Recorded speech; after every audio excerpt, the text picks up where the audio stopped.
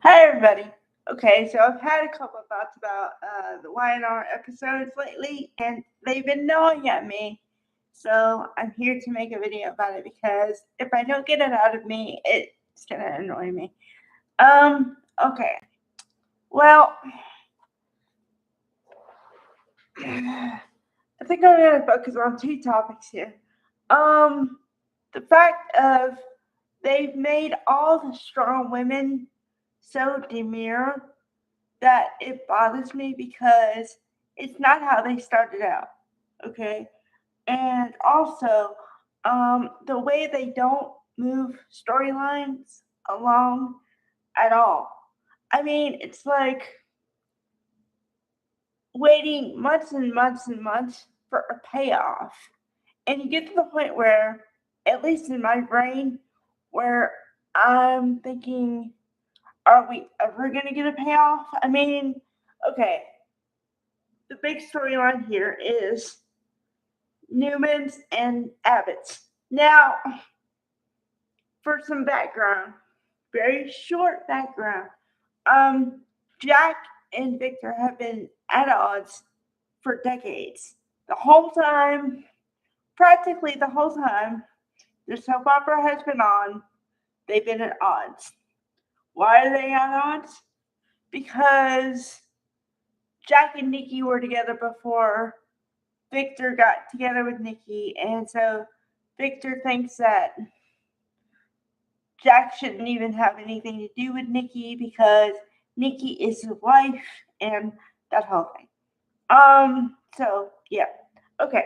Now, how that whole feeling manifests is uh Victor tries to one up Jack all the time and prove himself in the business world and take whatever he can get from Jack, and he's not apologetic at all. Okay.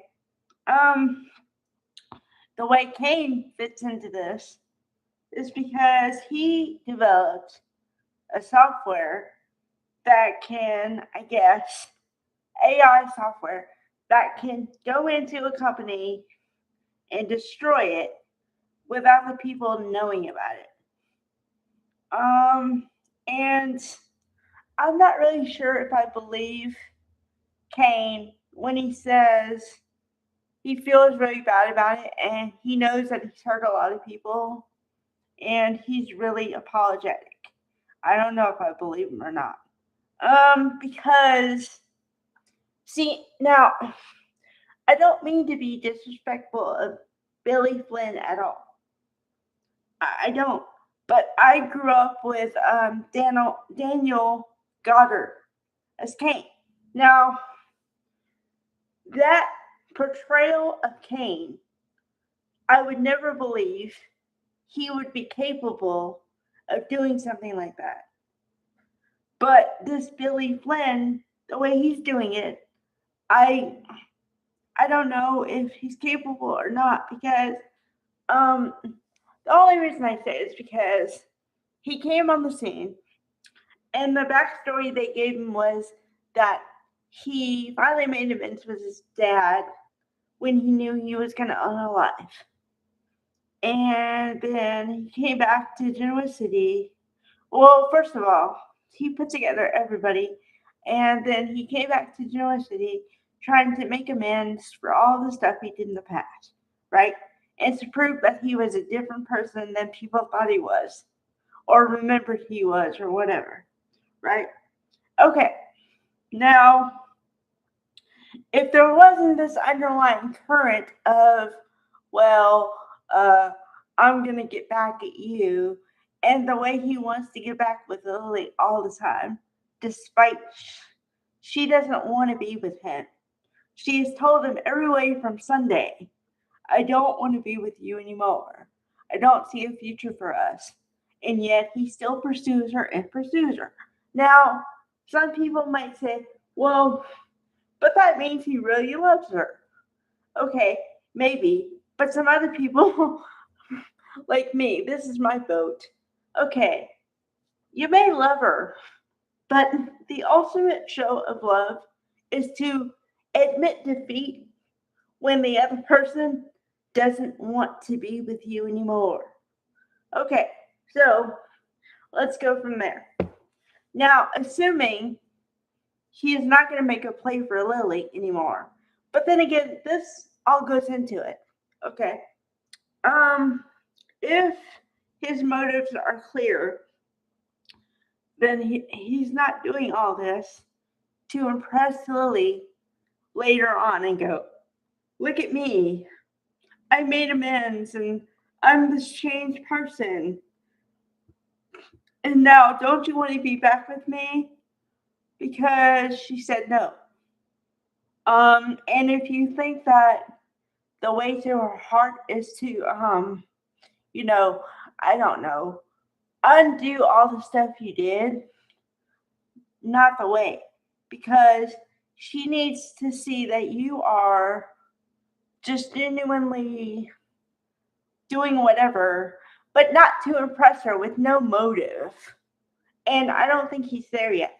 Okay, now, assuming that he's moved on from Lily, and assuming everything I just said is not true, okay? Assuming that he does want to move on and all the stuff, okay? Now we have Phyllis with him, and okay, now I am the one who pulled for this because let's be honest here.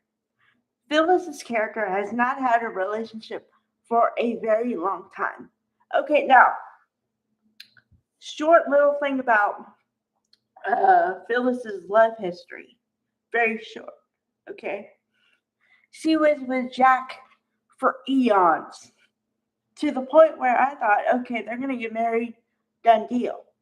I was wrong, but I thought that. Because Jack and Phyllis had always been in key moments in each other's lives and always there for each other despite whatever anybody else said. I said, okay, this is true love. I was wrong. I was wrong. Okay, so then they put her with Nick. And I had two thoughts about it only because, okay, now, I'm not trying to make anybody mad here. I'm not, okay?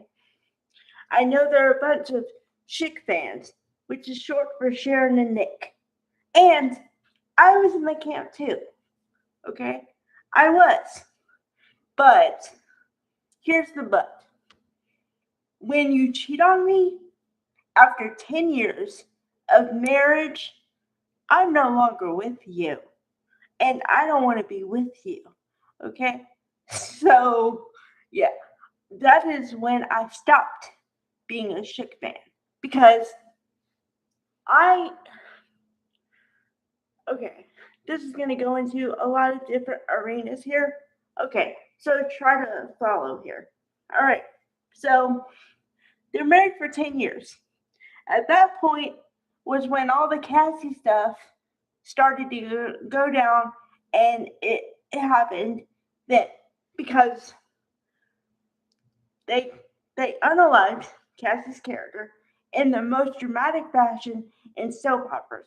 Okay, I've talked about it a million times, but the girl was in the bed, and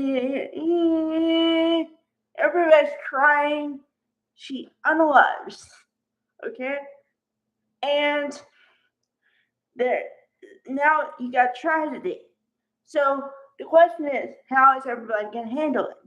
Well, Sharon busted up because she lost her daughter and whatever.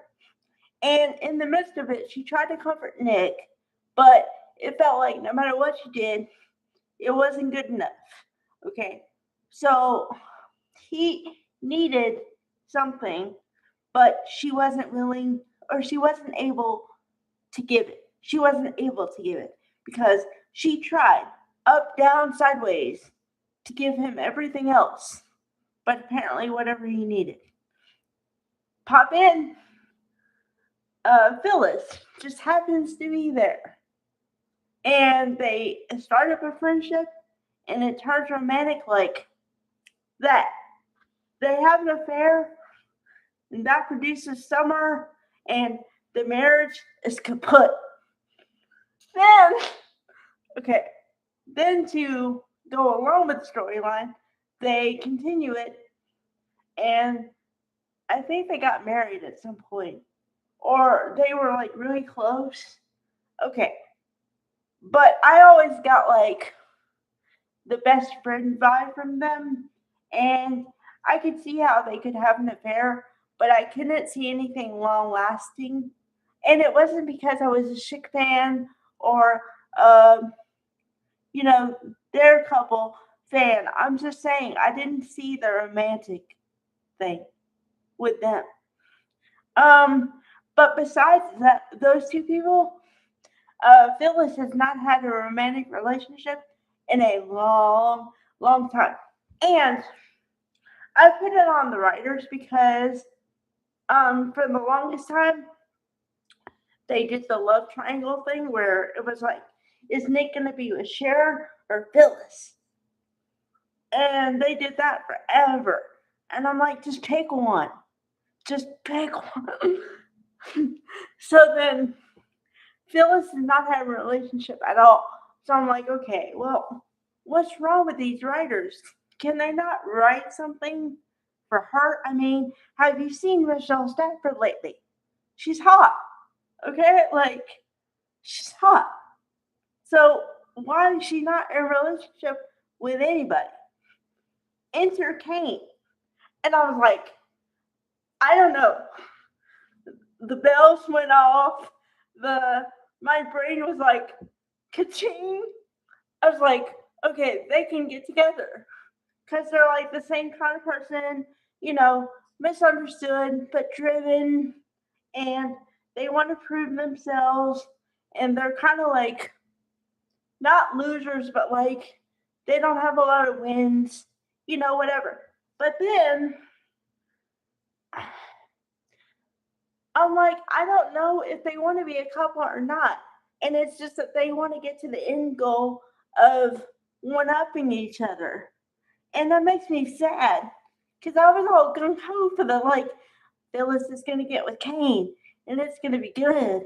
And then I was like, oh no.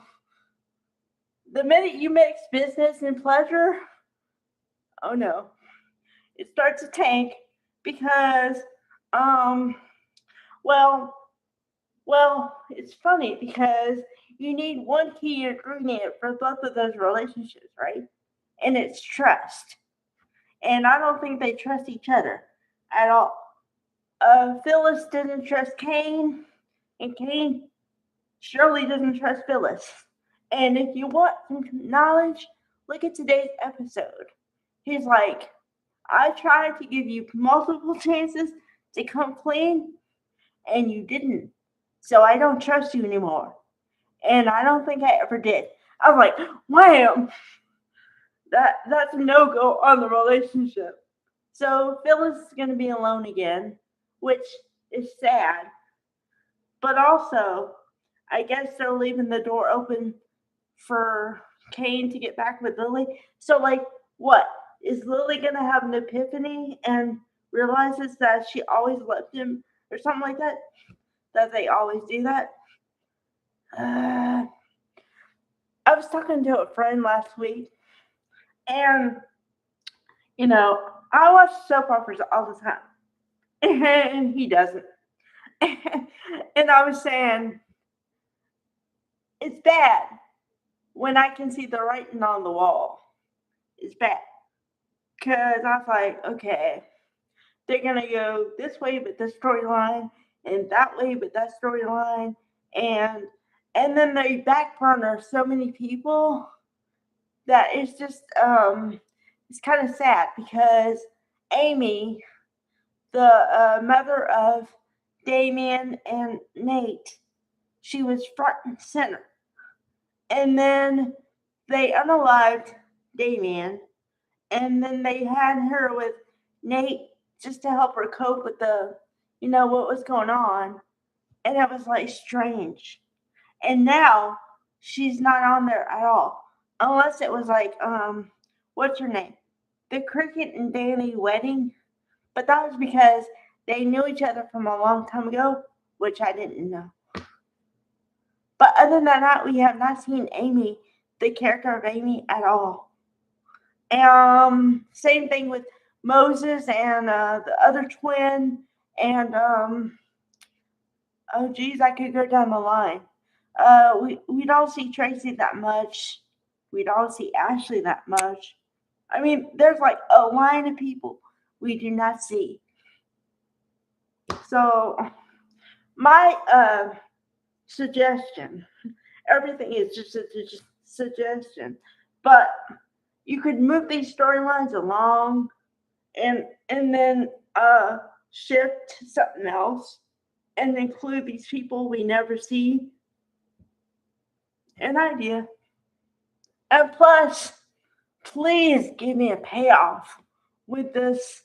Uh, what's Victor gonna do with the AI software thing? I mean, other than what he did today with Matt Clark, but that was swift. But what I'm saying is, don't go by today because usually it's not that swift. I'm telling you, it's not.